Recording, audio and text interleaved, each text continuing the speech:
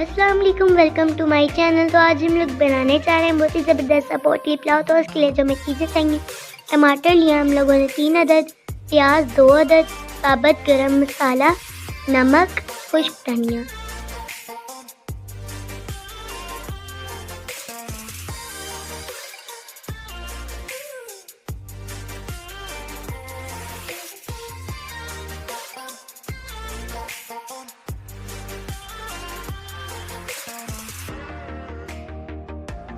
एक किलो गोश्त है और इसमें नली वाली हड्डियाँ।